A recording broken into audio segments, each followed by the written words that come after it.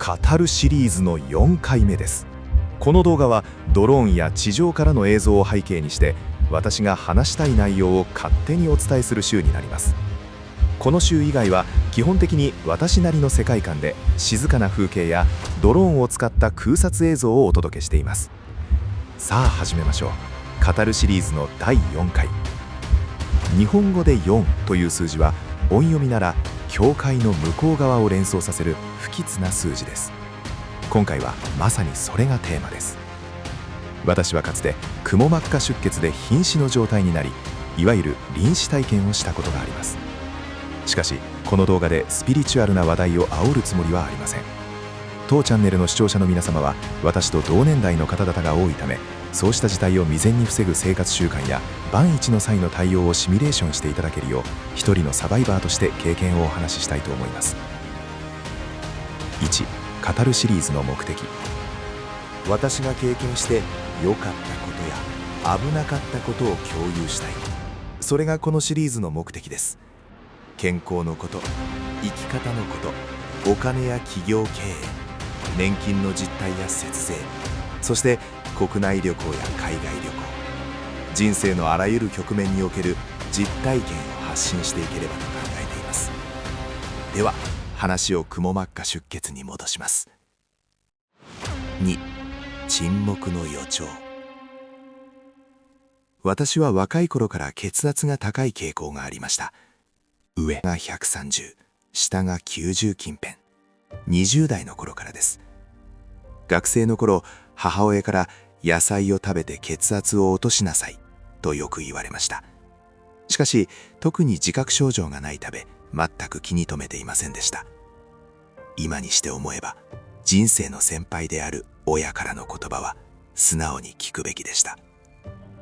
何十年も高血圧の状態が続けば血管の内側は確実に痛み、臓器も疲弊していきます。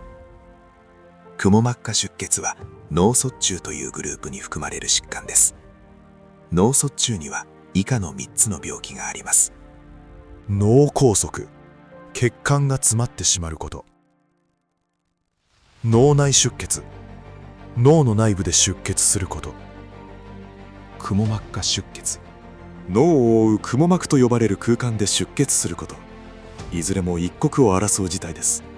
くも膜下出血の場合、統計的には3分の1はそのまま帰らぬ人に、3分の1は重度の後遺症、残る3分の1も何らかの後遺症が残ると言われるほど非常に危険な病気であり、10万人に1人の確率で起こる怖い病気です。私は発症するちょうど1週間前に青梅マラソンという有名なマラソン大会で走っていて、途中から強い頭痛がありました。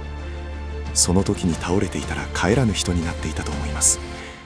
というのはマラソン大会で道路が封鎖されているため救急車は迅速に入ってこれないからです。しかし幸いなことになんとか走り切ってゴールすることができ、レースの後2時間ほど横になっていたら回復しました。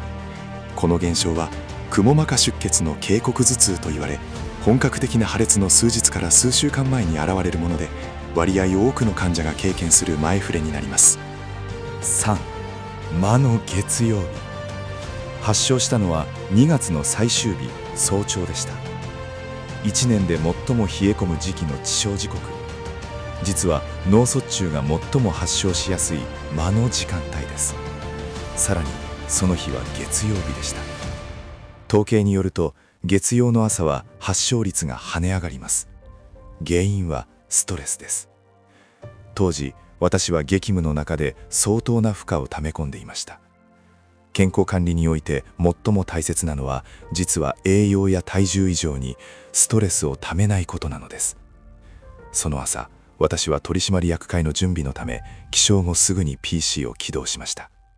その瞬間、後頭部を金属バットでフルスイングされたような衝撃が走りました。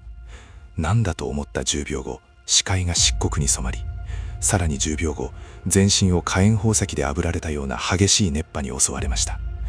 私はもともとコンピューターエンジニアでしたので、何かあればすぐにメモする習慣がありました。つまりこのパニックの中で発症時刻と症状を正確にメモに記憶し、妻の寝室まで這っていき、今すぐ救急車と告げて倒れ込みました。4、白衣のメッセンジャー。病院の ER 救命救急に搬送されたのは月曜朝6時。道路が混み合う前だったのが幸いしました。 CT 検査の後、医師から「星野さん、これからは絶対に動かないでください。病名はくも膜下出血です」と告げられたところで、私の意識は途絶えました。ここからは家族の記憶です。救急から脳神経外科へとバトンが渡され、緊急手術の準備が進みます。妻は社会人の息子に連絡しました。息子は医師、研修医2年目です。連絡を受けた息子が上司である指導医に休暇を願い出ると、その医師はこう言いました。すぐに行ってあげなさい。その際、今の格好、白衣のまま行きなさい。相手の先生にはそれで伝わるから。病院に到着した息子を見た執刀医たちは、即座に家族に同業者がいることを察知しました。これが電子カルテにも記録され、現場にはプロ同士の心地よい緊張感と、より一層の丁寧なコミュニケーションが生まれることになります。5、大手術になんと14時間、そしてマフ間の世界。手術は午前9時から深夜23時まで14時間に及ぶ大手術となりました。頭を開けるだけでなく、足から血管を取り出してバイパスを作るといった難易度の高いオペです。その間、私は不思議な夢を見ていました。全身麻酔下で人工呼吸器につながれ、意識が肉体を離れていた時間です。私は暖かな春の小川の上空にいました。ドローンがカメラを真下へ向けたあのマフ間の映像です。眩しい芝生の緑、咲き乱れる花々、そして満開の桜が川を覆う、まるでジブリ映画のような美しい世界。そこには戦闘機のスコープのようなデジタル表示が見えていて、向こう岸までの距離が3、2、1とカウントダウンされていました。恐怖は全くありません。それまでの人生で経験したことのない圧倒的な多幸感に包まれていました。今思えば脳が生命の危機に際して放出した最後の安らぎだったのかもしれません。カウントダウンがゼロになる直前、星野さんと強く私を呼ぶ声が聞こえました。そうだ、戻らなきゃ。6、前編のまとめ。23時、私は集中治療室で目を覚ましました。14時間の旅から戻ってきた瞬間です。しかしそこからが本当の戦いの始まりでした。本日の内容をおさらいします。血圧管理を怠らない。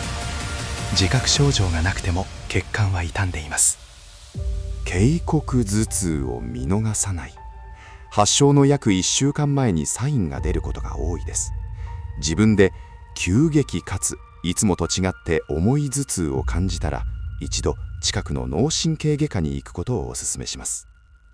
緊急時の病院を決めておく。脳関係と心臓関係で近隣の高度医療機関を把握しておき、可能なら一度脳ドックや心臓ドックをしておくと安心です。医療情報の共有。家族に医療関係者がいる場合は適切に伝えましょう。何かとメリットが多いです。冬の月曜の早朝は警戒を。ヒートショックとストレスの重なりが最も危険です。ストレスはキラーストレスと心得ましょう。物理的な管理以上に心の余裕を持つことが重要です。境界線、三途の川は存在する。しかし決して恐ろしい場所ではありませんでした。壮絶なリハビリとその後の人生観の変化については次回の後編でお話しします。最後までお聞きいただきありがとうございました。あっと大事なことを忘れていました。発症時刻のメモが最も重要でした。救急隊員からも医師からも、倒れた正確な時間があったからこそ迅速な判断ができたと言われました。心臓も脳も最初の3時間が極めて重要で、遅れれば遅れるだけリスクが高まります。